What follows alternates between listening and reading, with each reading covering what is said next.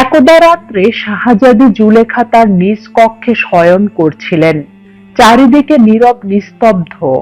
হঠাৎই জুলেখা স্বপ্ন দেখলেন, এক ভুবন ভুলানো রূপবান পাত্র তার দিকে অবলোক নেত্রে তাকিয়ে থেকে মৃদু মৃদু হাসছেন। আর জুলেখা যুবকটির দিকে তাকিয়ে তার অপূর্ব রূপ দর্শন করে এমন ভাবে অভিভূত হলেন যে তার দিক হতে আর দৃষ্টি ফিরাইতে পারলেন না। জুলেখার মনে প্রশ্ন জাগলো, এই সুন্দর যুবক কি কোনো জিন নাকি ফেরেশতা? এত রূপ তো মানুষের হতে পারে না। আর যদি এই যুবকটি মানুষ হয়ে থাকেন, তবে তাকে নিজের জীবনের সাথী করে নিব।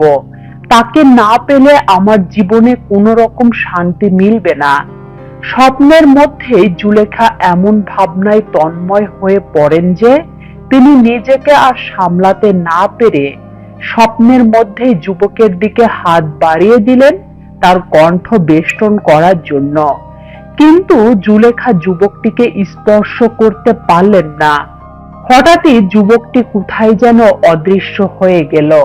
সাথে সাথে জুলেখার ঘুম ভেঙে গেল।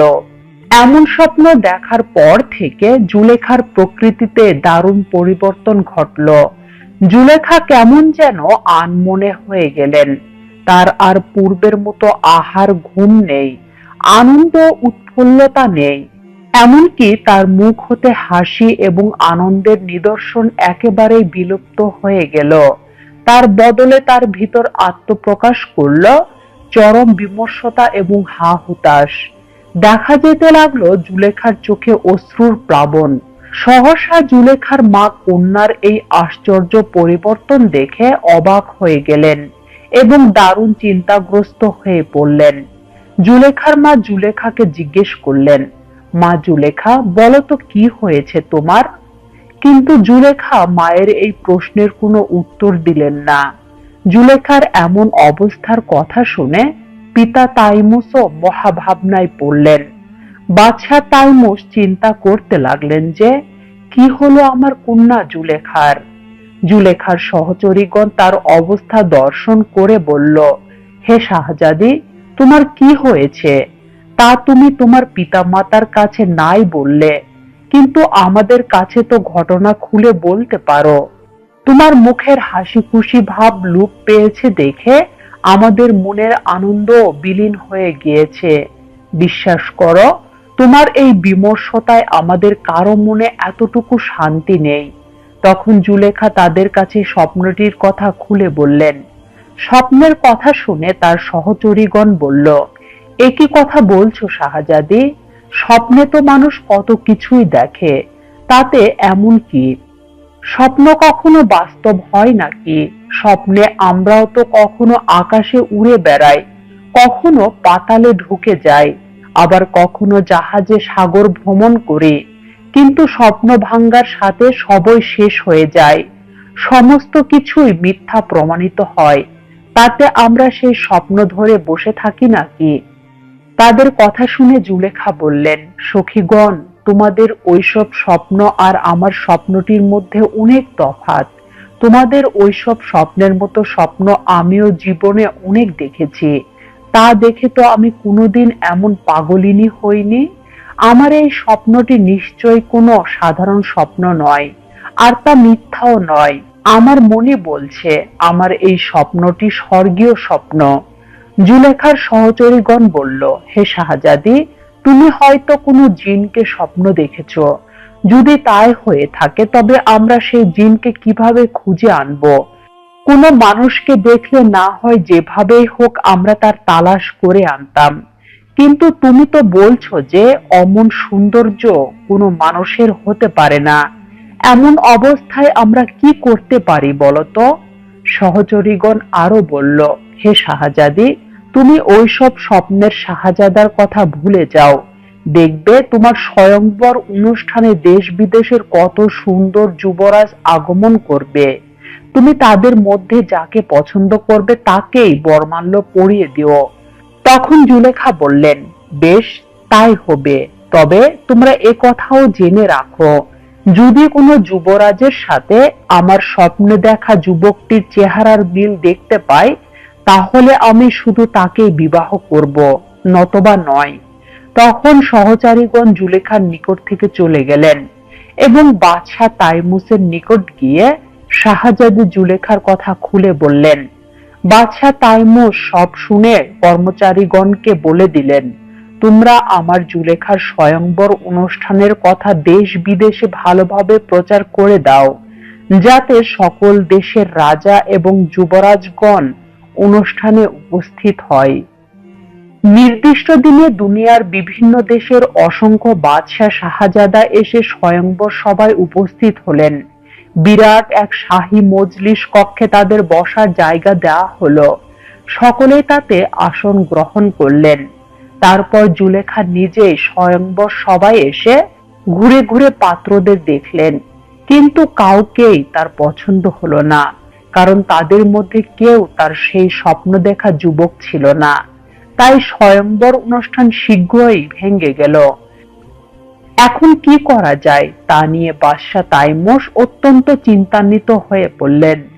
জুলেখার সখীগণ বলল, শাহজাদি, তোমার স্বপ্নদৃষ্ট যুবরাজকে না হয় আমরা দেশ বিদেশে লোক পাঠিয়ে অনুসন্ধান করে আনতাম, কিন্তু তাকে তো একমাত্র তুমি ছাড়া আর কেউই দেখেনি। অতএব তারা তাকে চিনবে কিভাবে? আর আমরা তার নাম ঠিকানাও তো জানি না, কিভাবে আমরা তার অনুসন্ধান লাভ করব? জুলেখা বলল, সখীগণ, এ তো তোমরা ঠিকই বলেছ, কিন্তু হায়, আমি যে তার নাম ঠিকানা কিছুই জানি না। তবে এই কথা সত্য যে তাকে একবার দেখলেই আমি চিনতে পারবো। তার অপরূপ ছবি ও তার অপূর্ব রূপ আমার হৃদয়ের মধ্যে অঙ্কিত রয়েছে এবং চিরদিনই তা থাকবে। এমনি ভাবে অনেক দিন কেটে গেল। জুলেখা স্বপ্নে দেখা অপূর্ব সেই যুবকটির জন্য অপেক্ষা করতে লাগলেন। ইতিমধ্যে একদিন জুলেখা তার নিজ কক্ষে শয়ন করছিলেন। হঠাৎই জুলেখা তার হৃদয়ে অঙ্কিত সেই শাহজাদাকে আবারও স্বপ্ন দেখলেন। জুলেখা তাকে দেখে আনন্দে আত্মহারা হয়ে বললেন, হে আমার প্রিয়তম, তুমি আজ আবার এসেছ। কিন্তু আমি যে এদিকে প্রায় 3 বছর পূর্বে তোমাকে প্রথম দিন দেখার পর হতে এতদিন প্রায় পাগলিনীর মতন হা হুতাশ করে দিন কাটাচ্ছি, তোমার অপেক্ষায় প্রহর গুনছি। তুমি কি তার কোনো খবর রাখো? তুমি তো সেদিন আমার সাথে ক্ষণিকের জন্য দেখা দিয়ে অদৃশ্য হয়ে গেলে। তারপর থেকে আর তুমি আমার কোনো খোঁজ খবর নিলে না। তুমি কি এতই নিষ্ঠুর? স্বপ্নের যুবরাজ বললেন, কই, তুমি তো কোনোদিন আমার এতটুকু খোঁজ খবর নিলে না। তখন জুলেখা উত্তর দিলেন, আমি তোমার খোঁজ নিব কিভাবে বলো? তুমি তো সেদিন আমার সাথে একটি নজর দেখা দিয়ে পালিয়ে গেলে। তুমি তোমার নাম ঠিকানা পর্যন্ত আমাকে দিয়ে গেলে না। আমি তোমার খোঁজ খবর নিব কিভাবে বলো? এবার স্বপ্নের যুবক বললেন, প্রিয়তমা সুন্দরী, তুমি আমাকে যেমন ভালোবেসেছ, আমিও তোমাকে তেমনই ভালোবেসেছি। তবে জেনে রাখো, আমাকে পেতে হলে তোমাকে অনেক ধৈর্য ধারণ করতে হবে, আর দুঃখ কষ্টও সহ্য করতে হবে, এবং তা পারলেই একদিন আমার এবং তোমার মিলন হবে। তুমি যদি আমাকে পেতে চাও তবে মিশর দেশে আমাকে অনুসন্ধান করবে। আমার নামের তোমার কোনোই প্রয়োজন নেই। আজিজ মিশর, অর্থাৎ মিশরের প্রধানমন্ত্রী, এই নামের মাধ্যমে আমাকে খোঁজ করলেই চলবে। এই কথাগুলো বলেই স্বপ্নের যুবরাজ আবার অদৃশ্য হয়ে গেলেন। জুলেখা আবার হাই হাই করতে করতে ঘুম থেকে জাগ্রত হলেন। জুলেখা চিন্তা করতে লাগলেন কিভাবে মিশরের প্রধানমন্ত্রীর সাথে দেখা করবেন। এই সব কিছু চিন্তা করতে করতেই তার সখীগণ তার কাছে এসে উপস্থিত হলেন। জুলেখা তার সখীগণকে বললেন, সখীগণ, আবার আমি আমার সেই হৃদয়ের মানুষকে স্বপ্ন দেখেছি। এবার আমার মন প্রাণ হরণকারী আমাকে তার ঠিকানা জানিয়ে গিয়েছেন। তোমরা আমার পিতা ও মাতাকে বলো তারা যেন আমাকে মিশরের প্রধানমন্ত্রীর নিকট বিবাহ প্রদান করেন। তাদের কাছে আমার আর কোনো চাওয়া নেই, আর তাকে আমার দেখারও প্রয়োজন নেই। আমি চাই শুধুমাত্র মিশরের প্রধানমন্ত্রী অর্থাৎ আজির মিশরকে। জুলেখার মুখে এইসব কথা শুনে তার সখীগণ তার নিকট থেকে বিদায় গ্রহণ করলেন এবং বাদশার নিকট গিয়ে জুলেখার কথাগুলো খুলে বললেন। বাদশা জুলেখার কথা শুনে আর কাল বিলম্ব না করে আজিজ মিশর অর্থাৎ মিশর দেশের প্রধানমন্ত্রীর নিকট নিজের কন্যা বিবাহ দেওয়ার পয়গম সহ লোক প্রেরণ করলেন। স্বয়ং বাদশাহ তাইমুসের তরফ হতে তার কন্যার বিবাহের পয়গাম লাভ করে আজিজ মিশর আনন্দে আত্মহারা হলেন। বাদশাহ তাইমুসের কন্যা বিবাহ করতে পারবেন তিনি কোনোদিন এমন কল্পনাও করতে পারেননি। কাজেই এই অভাবনীয় প্রস্তাব পাওয়ার সাথে সাথেই তিনি সকল প্রস্তুতি গ্রহণ করলেন। অবিলম্বে মহা ধুমধামে জুলেখার সাথে তার বিবাহ হয়ে গেল। জুলেখা তার স্বামীর ঘরে গেলেন এবং বাসর রাতে বসেছিলেন। এমতা অবস্থায় তার স্বামী বাসর ঘরে প্রবেশ করলেন। জুলেখা তার স্বামীকে দেখা মাত্রই চমকে উঠলেন। হায় হায়, এ কি! এ তো তার স্বপ্নদৃষ্ট সেই শাহজাদা নয়। জুলেখা মনে মনে বলে উঠলেন, হায়, আমি কি সর্বনাশ করলাম! কেন আমি বিবাহের পূর্বে একবার তাকে দেখে নিলাম না? না, আমি কিছুতেই এই লোককে স্বামী বলে গ্রহণ করতে পারবো না। কিন্তু গ্রহণ না করে উপায় কি? বিবাহিতা স্বামীকে অস্বীকার করা যায় বা কিভাবে? জুলেখার মনে অনেক কথাই উদয় হতে লাগলো। ভুল যখন করেই ফেলেছি, এখন সেই ভুলের সাজা আমাকে বরণ করতে হবে। কিন্তু সারাটি জীবন ভরে সেই সাজা বরণ করবই বা কিভাবে? না, আমি তা কিছুতেই পারবো না। হায়, স্বপ্নের যুবরাজ আমাকে বলেছিলেন আমাকে বেশ কিছুদিন ধৈর্য ধারণ করতে হবে, অনেক দুঃখ কষ্ট সহ্য করতে হবে, তারপর আমাকে পাবে। সেই কথা ভুলে গিয়ে তাড়াহুড়া করে কেন আমি আজিজ মিশরকে বিবাহ করতে গেলাম? মূলে আজিজ মিশর তো কোনো লোকের নাম নয়, তা একটি পদ মাত্র। এ তো হতে পারে যে এই ব্যক্তির পরে যিনি আজিজ মিশর হবেন তিনি আমার স্বপ্নের শাহজাদা। মনে মনে এসব কথা বলে এবং ভেবে জুলেখা তার শেষ কথা এটাই স্থির করলেন যে আজিজ মিশর তারই ভুলে স্বামিত্বের অধিকার লাভ করেছেন, কিন্তু তিনি কিছুতেই তাকে তার নিকট হতে সেই অধিকার আদায় করতে দিবেন না। অতঃপর আজিজ মিশর যখন তার নব পরিণীতা স্ত্রী জুলেখার সাথে মিলিত হতে উদ্যত হলেন, তখন জুলেখা একটি চাতুরতার আশ্রয় গ্রহণ করে তাকে বাধা দিয়ে বললেন, প্রিয়তম, একটু ধৈর্য ধারণ করে আগে আমার একটি বিনীত নিবেদন শুনুন। আজিজ মিশর বললেন, আচ্ছা প্রিয়তমা, বলো, তোমার সেই নিবেদনটি কি? জুলেখা বললেন, প্রিয়তম, আপনি আমার ধর্মত স্বামী আর আমি আপনার সহধর্মিণী, তাই আমি একান্তই আপনার। তবে শুনুন, আমি 7 বছরের জন্য একটা ব্রত করেছি। তার মধ্যে 4টি বছর গত হয়েছে, আর মাত্র 3টি বছর বাকি। এই 3টি বছর অতীত না হওয়া পর্যন্ত দয়াপূর্বক আপনি আমাকে স্পর্শ করবেন না। মাত্র 3টি বছর তো, তা দেখতে দেখতে চলে যাবে। তারপর আপনি আমার জীবন এবং যৌবন চিরদিনই ভোগ করতে পারবেন।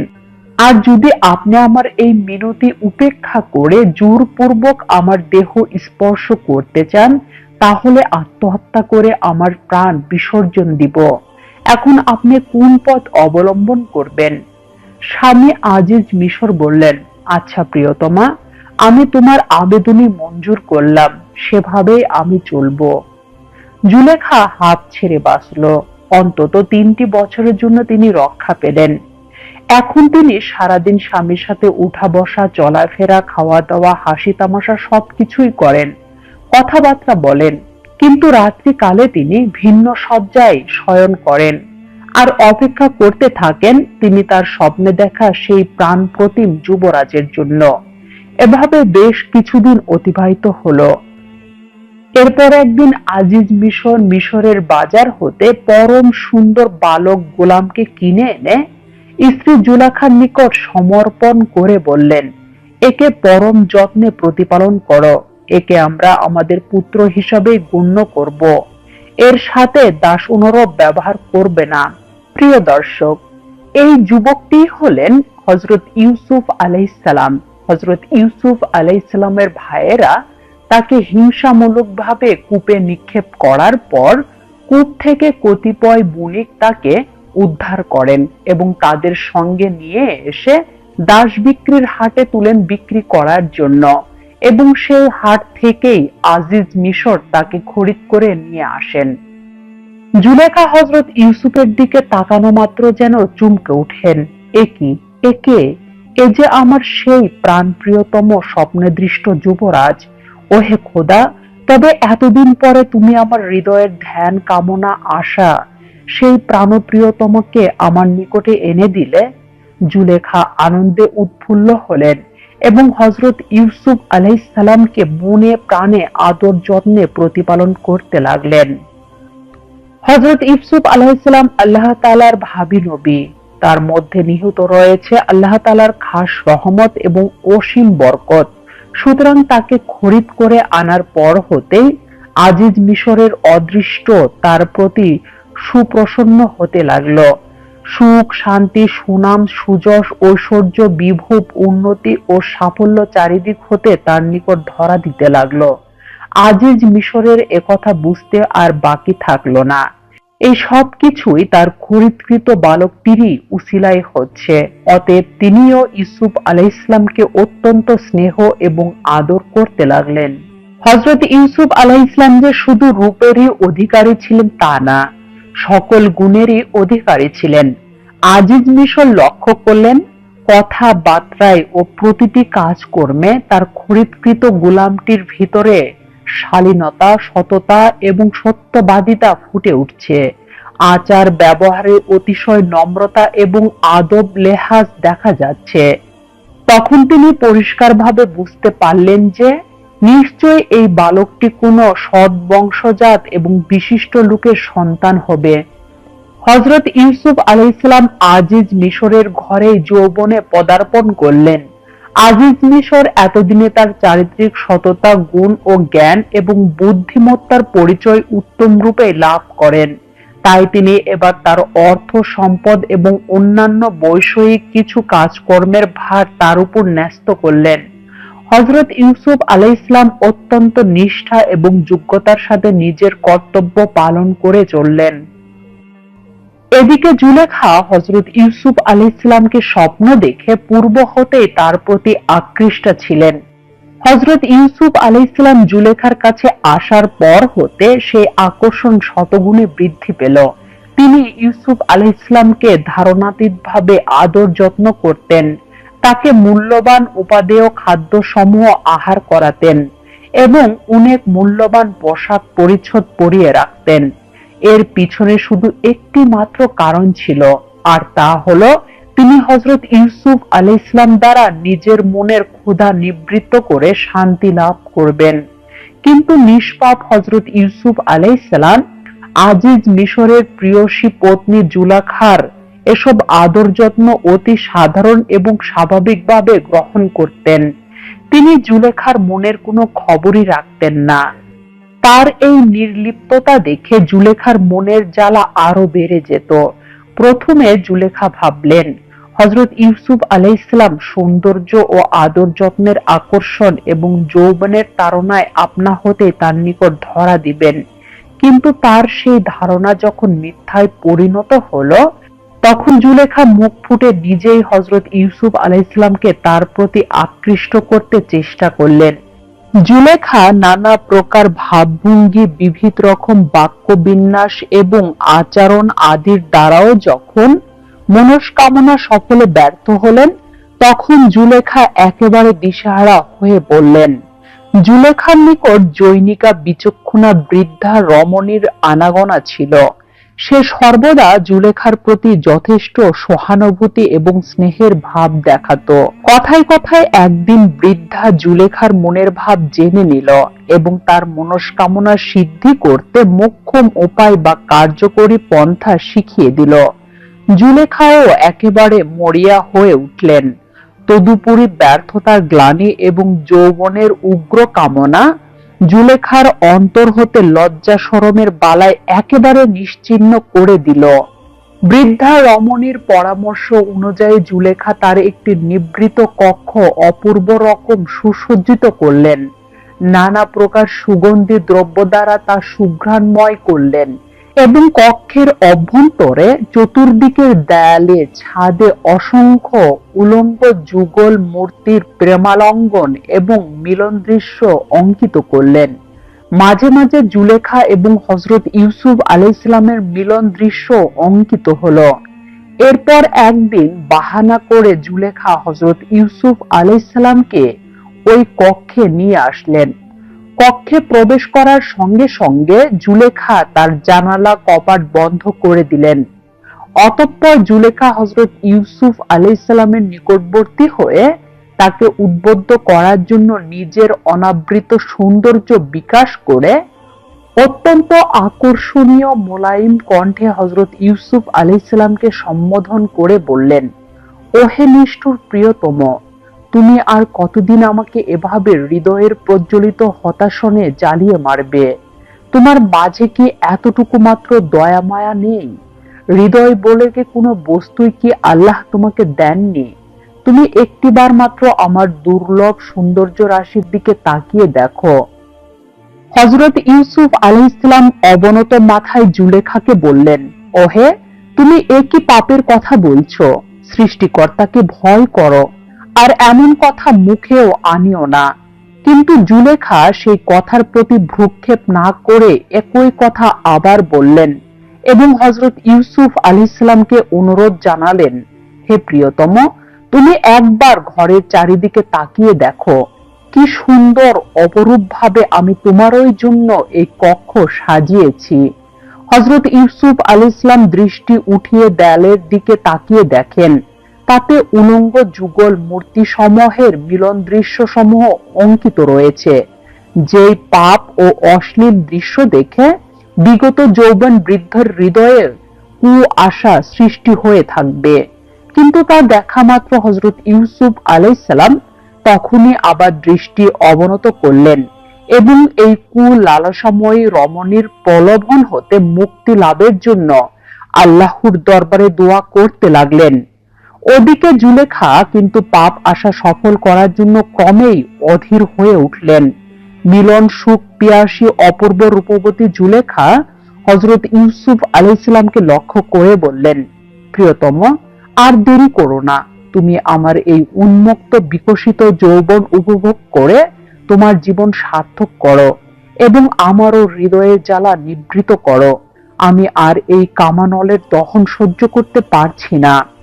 এদিকে জুলেখা এমন অনুরোধ করছিলেন এবং অন্যদিকে তিনি তার অনুপম লোভনীয় অনাবৃত যৌবন দ্বারা হযরত ইউসুফ আলাইহিসসালামকে বিভ্রান্ত করতে চেষ্টা করছেন, যার তীব্র আকর্ষণ উপেক্ষা করা দুনিয়ার ষড়রিপু বিশিষ্ট কোনো মানুষের পক্ষে সম্ভব নয়। বিশেষত নিরোগ স্বাস্থ্য শক্তি বিশিষ্ট পূর্ণ যৌবন প্রাপ্ত কোনো মানুষের জন্য তা একেবারেই অসম্ভব। হযরত ইউসুফ আলাইহিসসালাম তখনও নবুয়ত লাভ করেননি, তাই স্বাভাবিক মানবীয় গুণ এবং প্রকৃতি তখন তার মধ্যেও পূর্ণ বিদ্যমান। সুতরাং হযরত ইউসুফ আলাইহিসসালাম কোনো অবস্থাতেই জুলেখার প্রতি প্রলুব্ধ হননি, বরং জুলেখা যখন তাকে প্রশ্ন করলেন যে, প্রিয়তম, বলতো কিসে তোমাকে এই পথে বাধা দিচ্ছে? হযরত ইউসুফ আলাইহিসসালাম উত্তর দিলেন, দুটি বস্তু আমাকে প্রবলভাবে বাধা দান করছে। তার একটি এই যে আমার দ্বারা আজিজ মিশরের হক বিনষ্ট করা হবে। তুমি তার বিবাহিতা পত্নী, তোমাকে ভোগ করার অধিকার আল্লাহ তাআলা শুধু তাকেই দিয়েছেন, এই অধিকার অন্য কাউকে দেওয়া হয়নি। দ্বিতীয়ত, তোমার এই নিভৃত গোপন কক্ষের কোনো কাজ অবশ্য দুনিয়ার কোনো লোকই দেখবে না এবং জানতেও পারবে না, কিন্তু যিনি সর্বদর্শী মহান আল্লাহ রব্বুল আলামিন, তাকে ফাঁকি দেওয়ার সাধ্য কারও নেই। তার চোখে আমি ধরা পড়বই। অতএব রোজ কিয়ামতে আমাকে তার নিকট অবশ্যই জবাবদিহি করতেই হবে। জুলেখা হযরত ইউসুফ আলাইহিসসালামের কথার জবাবে বললেন, ওহে প্রিয়তম, তুমি সেই জন্য মোটেই চিন্তা করো না। তুমি না বলেছ যে তোমার খোদা অতিশয় দয়ালু এবং মেহেরবান, তবে গুনাহ এবং অপরাধের কাজ করলে তার উপরই তো তিনি দয়া করবেন। গুনাহ না করলে তার প্রমাণ মিলবে কি করে? আর তুমি এই কথাও জেনে রাখো, আজিজ মিশরের জন্য তোমার কোনো ভয়ের কারণ নেই। আমি তাকে বিষ পান করিয়ে হত্যা করব, তখন তার সকল ধন সম্পদের মালিক আমি হয়ে যাব। এরপর তা হতে অজস্র ধন সম্পদ দান খয়রাত করে আমি আল্লাহ তাআলাকে তোমার প্রতি খুশি এবং তার দ্বারা তোমার গুনাহ ক্ষমা করিয়ে নিব। হযরত ইউসুফ আলাইহিস সালাম বললেন, জুলেখা, জেনে রাখো, আমার আল্লাহ কখনো ঘুষ গ্রহণ করেন না। জুলেখা হযরত ইউসুফ আলাইহিস সালামের বাক্যের প্রতি এতটুকু মাত্র ভ্রুক্ষেপ না করে তিনি নিজের জেদেই অটল রইলেন এবং হযরত ইউসুফ আলাইহিস সালামকে রাজি করানোর জন্য কাঁদতে লাগলেন। হঠাৎ এই মুহূর্তে হযরত ইউসুফ আলাইহিস সালাম আল্লাহর তরফ হতে এক অদৃশ্য আওয়াজ শুনতে পেলেন। ওহে ইউসুফ, তুমি সতর্ক থাকো। কোনো ক্রমে যদি তুমি বিবি জুলেখার সাথে পাপ কর্মে লিপ্ত হওয়ার খেয়াল করো, তবে অবশ্যই তোমার নাম নবীদের দপ্তর হতে মুছে ফেলা হবে। অতঃপর হযরত ইউসুফ আলাইহিস সালাম লক্ষ্য করলেন যে জুলেখা উক্ত কক্ষে স্থাপিত একটি স্বর্ণ মূর্তিকে একখণ্ড জরি খচিত কাপড় দ্বারা ঢেকে রাখলেন। হযরত ইউসুফ আলাইহিস সালাম তাকে জিজ্ঞেস করলেন, জুলেখা, তুমি কাপড় দ্বারা কি আবৃত করলে, আর তা কেনই বা আবৃত করলে? তখন জুলেখা বললেন, এ আমার উপাস্য একটি স্বর্ণ প্রতিমা, যাকে আমি সেজদা করে থাকি। সে তোমার আমার মিলন দৃশ্য প্রত্যক্ষ করলে তার নিকট আমি লজ্জিত হব। এই জন্যই তার চোখ দুইটি বস্ত্র দিয়ে আবৃত করে রেখেছি। জুলেখার কথা শুনে হযরত ইউসুফ আলাইহিস সালাম জুলেখাকে লক্ষ্য করে বললেন, ওহে জুলেখা, তুমি নিষ্প্রাণ অনুভূতিহীন জড় বস্তুর সামনে পাপ কার্যে লজ্জা পাচ্ছ, আর আমি কিনা সর্বজ্ঞ সর্বদর্শী আল্লাহ তাআলার নিকট নির্লজ্জতার পরিচয় দিব? একথা বলেই হযরত ইউসুফ আলাইহিস সালাম কক্ষের বন্ধ দরজার দিকে দ্রুত ধাবিত হলেন। ফলে ক্ষুধিতা, অপমানিতা এবং হতাশাগ্রস্তা জুলেখাও তার পিছনে পিছনে ছুটলেন। হযরত ইউসুফ আলাইহিস সালাম দৌড়ে গিয়ে দরজার কাছে পৌঁছালেন। সেই মুহূর্তে জুলেখাও তার নিকটে পৌঁছে তাকে বাধা দেওয়ার জন্য পিছন দিক হতে তার গায়ের জামা টেনে ধরলেন। একদিকে হযরত ইউসুফ আলাইহিস সালাম তার সমস্ত শক্তি প্রয়োগ করে দরজার বাহিরে যেতে চাইলেন, আর অন্যদিকে জুলেখা সজোরে হযরত ইউসুফ আলাইহিস সালামের জামা ধরে তাকে আটকিয়ে রাখার চেষ্টা করলেন। ফলে হযরত ইউসুফ আলাইহিস সালামের জামার পিছনের দিকের কিছু অংশ ছিন্ন হয়ে জুলেখার হাতে রয়ে গেল। হযরত ইউসুফ আলাইহিস সালাম চেষ্টা করার ফলে দরজার বাহিরে গিয়ে পড়লেন। কিন্তু আল্লাহর কি মহিমা! ঠিক এই মুহূর্তে আজিজ মিশর বাইরে এসে উভয়ের এই উস্কো খুস্কো অবস্থা দেখে ফেলল। তিনি তাতে বিশেষভাবে আশ্চর্যান্বিত হয়ে বললেন, কি হে জুলেখা, ঘটনাটা কি বলো তো শুনি। প্রবাদ বাক্যে আছে যে নারীদের উপস্থিত বুদ্ধি খুবই প্রখর। জুলেখা এতটুকু মাত্র অপ্রস্তুত না হয়ে আজিজ মিশরকে বললেন, তুমি কি দুশ্চরিত্র গোলাম কিনে আনলে? এতদিন তার গুণের প্রশংসা করে বেড়াচ্ছ, কিন্তু আজ তার গুণ এবং চরিত্রের পরিচয় পুরোপুরি পেয়েছি। জানো সে আজ কি করতে চেয়েছে? আমার সম্মানের হানি এবং সতীত্ব বিনাশ ঘটানোর উদ্দেশ্যে সে হঠাৎ করে আমার ঘরে ঢুকে জোর করতে চেয়েছে। সামান্য একটি কৃতদাস হয়ে যে তার প্রভু পত্নীর সাথে এমন আচরণে প্রবৃত্ত হয়, সে কত বড় অপরাধী চিন্তা করে দেখো। তাকে কঠোর শাস্তি প্রদান করো অথবা এখনই কারাগারে প্রেরণ করো। জুলেখার কথা শুনে আজিজ মিশর ক্রোধে এবং ক্ষোভে ফেটে পড়ার উপক্রম হলো। তিনি দাঁতে দাঁত ঘর্ষণ করে বললেন, তাই নাকি? তবে এতদিন আমি কি দুধ কলা দিয়ে ঘরে কালসাপ পুষেছিলাম? এর চেয়ে চরম বিশ্বাসঘাতকতা আর কি হতে পারে? হযরত ইউসুফ আলাইহিস সালাম জুলেখার প্রতিহিংসামূলক অলীক অভিযোগের প্রতিবাদ করে বললেন, আমার বিরুদ্ধে যা বলা হয়েছে তা সম্পূর্ণ মিথ্যা। ইনি আমার দ্বারা পাপ প্রবৃত্তি চরিতার্থ করার জন্য অনেক ছলনা করেছেন। ব্যর্থ হয়ে আমার প্রতি বল প্রয়োগেও চেষ্টা করেছেন। তার প্রমাণ এই দেখুন, আমার জামাটি ছিন্ন হয়ে গিয়েছে। হযরত ইউসুফ আলাইহিসসালামের কথা শুনে আজিজ মিশর বিশেষ ভাবনায় পড়লেন। বিশেষত হযরত ইউসুফ আলাইহিসসালামকে ঘরে আনা অবধি কোনোদিন তার চরিত্রে দোষ বা ত্রুটি পরিলক্ষিত হয়নি যে তাকে কোনরূপে অবিশ্বাস করা যায়। তাছাড়া আজ পর্যন্ত কোনোদিন হযরত ইউসুফ আলাইহিসসালাম একটি মিথ্যা কথাও বলেনি। আজিজ মিশর হযরত ইউসুফ আলাইহিসসালামকে লক্ষ্য করে বললেন, আচ্ছা, তুমি যে সত্য বলছো তার কোনো প্রমাণ দিতে পারবে কি? হযরত ইউসুফ আলাইহিসসালাম বললেন, পাশের ঘরে একটি শিশু শায়িত আছে, তার নিকট জেনে দেখুন, সেই শিশুই আমার কথার সত্যতার সপক্ষে সাক্ষ্য দান করবেন। আজিজ মিশর অবাক হয়ে বললেন, তুমি আমার সাথে তামাশা করছো নাকি? একটি 6 মাসের শিশু কিভাবে তোমার সপক্ষে সাক্ষ্য দান করবে? হযরত ইউসুফ আলাইহিসসালাম বললেন, আপনি আমার মুনিব, আপনার সাথে আমি তামাশা করব কেন? দয়াপূর্বক আপনি শিশুটির কাছে জিজ্ঞেস করেই দেখুন না কেন। আল্লাহ তাআলার ইচ্ছে হলে ওই 6 মাসের শিশু সাক্ষ্য প্রদান করতে পারে। যদি সে এই বিষয়ে সাক্ষ্য প্রদান না করে, তবে আমি আপনার প্রদত্ত যে কোনো শাস্তি মাথা পেতে নিব। হযরত ইউসুফ আলাইহিসসালাম তার কথায় এভাবে জোর প্রয়োগ করার কারণে অনেকটা কৌতূহল বশে আজিজ মিশর নিজের শিশু ভাত্রস পুত্রটিকে নিয়ে আসতে বললেন। যখন শিশুটিকে নিয়ে আসা হলো, তখন আজিজ মিশর শিশুটিকে লক্ষ্য করে বললেন, ওহে, তুমি কিছু জানলে সত্য করে বলো তো, গোলাম এবং জুলেখা এই দুজনের মধ্যে কে প্রকৃত অপরাধী এবং কে নির্দোষ? পরম আশ্চর্য কোনো ঘটনা বই কি! মাত্র 6 মাসকাল বয়স্ক সে কচি শিশুটি অত্যন্ত স্পষ্ট ভাষায় বলে উঠল, হে চাচা আজিজ মিশর, আপনি পরীক্ষা করে দেখুন, হযরত ইউসুফ আলাইহিসসালামের গায়ের জামার সামনে ভাগ না পিছন ভাগ ছিন্ন হয়েছে।